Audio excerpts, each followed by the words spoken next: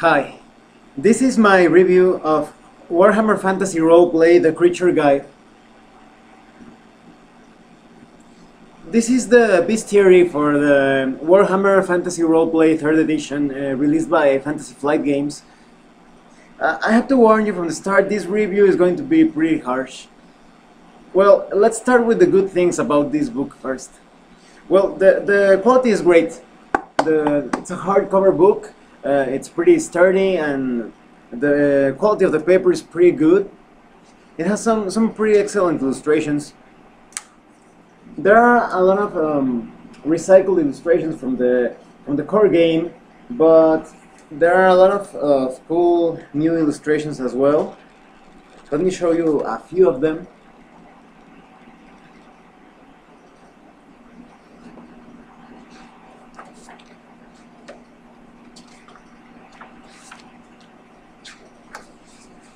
There's actually a lot of recycled material here.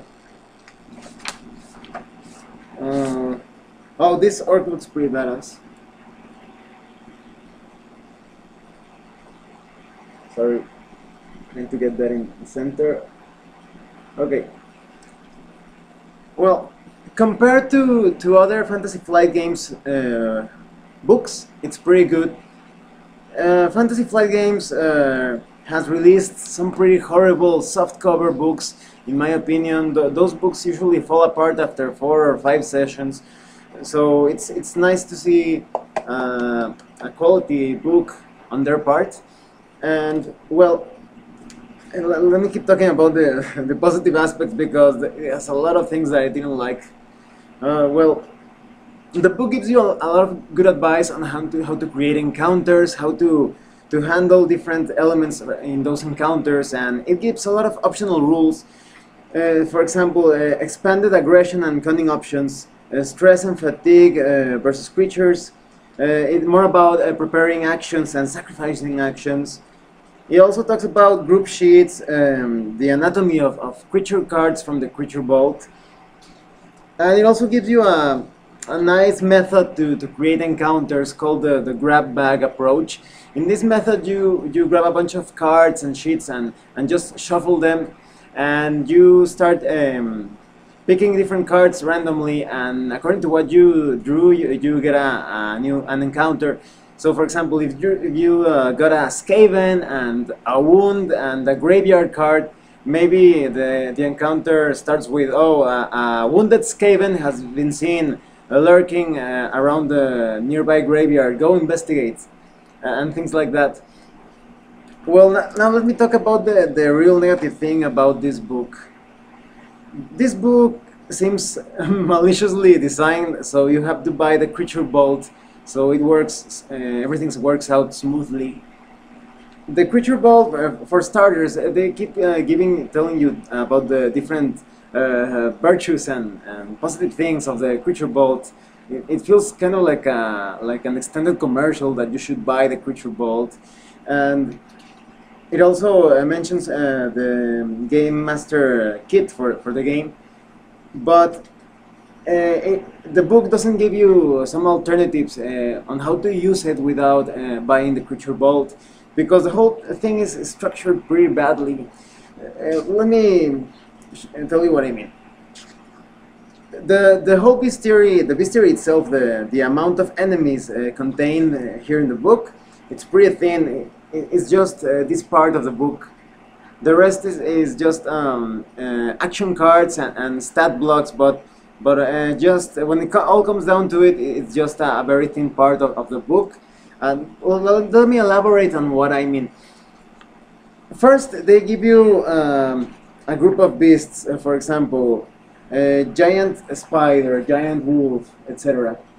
And in the core game, which actually felt more like the beginner box, they give you a better layout of the book, because they give you all the fluff and special qualities of the creature in one page, and in the next page they give you the stat blocks and the abilities and the action cards. But here you have the fluff and different qualities in this section, and if you want to check out the different stats for that creature, you have to go all the way to the back of the book.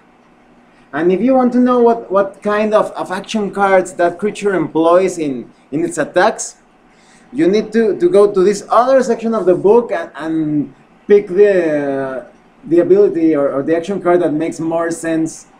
Because these action cards, everything's just a huge mess. They don't give you clear descriptors on what action cards to use for each type of creature.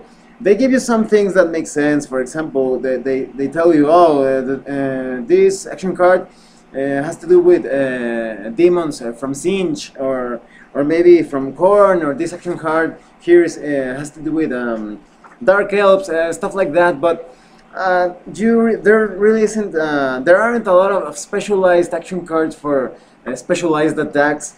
Because, for example, for the Skavens have the Poison Wind Glovadiers, and there isn't an action card that is specific for that attack. You have to choose a random poison attack card and use it for that Skaven's attack, and I hope it makes some sense thematically.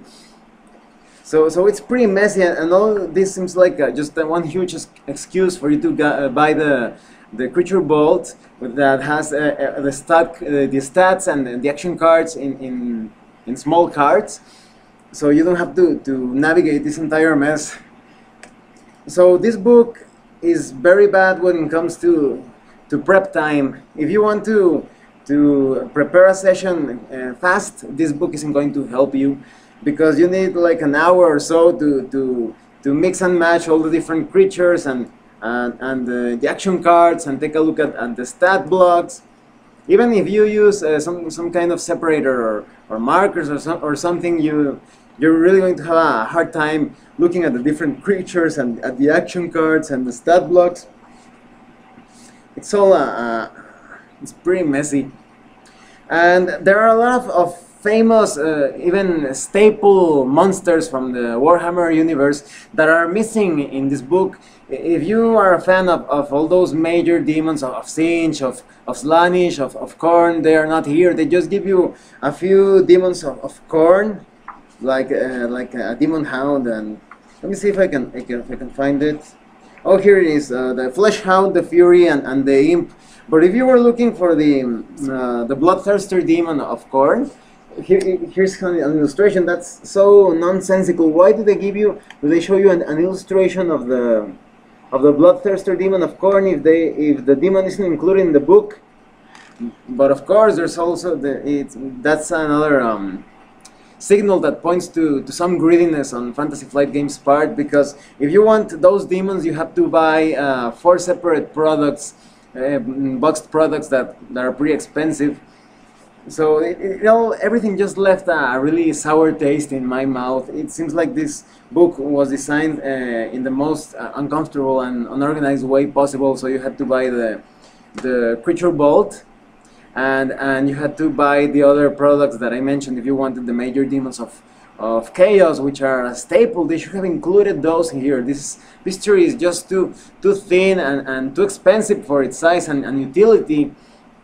There are so many great role-playing games that even come with the bestiary on that same book, or so many other great bestiaries that have a great organization when it comes to stat blocks and abilities and powers.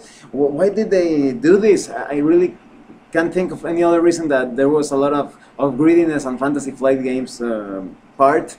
And I've seen this tendency on their part for several different things, for board games, for card games, and for role-playing games. It always feels like they are selling you an incomplete product. So I really can't give a positive review to this book. If you really want beasts and enemies for your Warhammer Fantasy role-play game, you should buy just the creature bolt. But I warn you that it has some errors. There are some misprinted cards, so even that is it's not perfect.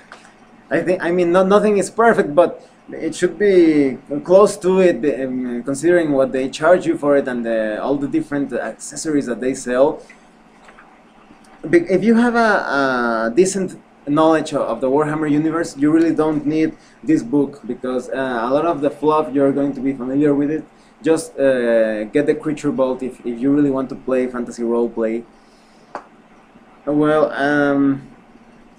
let's see if Fantasy Flight Games considers these things in future products, because I don't think it's actually the designer's fault. I think the Fantasy Flight Games business model or business plan got in the way of the designer's original vision for the game, and this is a clear example. Well, thanks for watching my review. If you have any comments or questions, please let me know. See you later.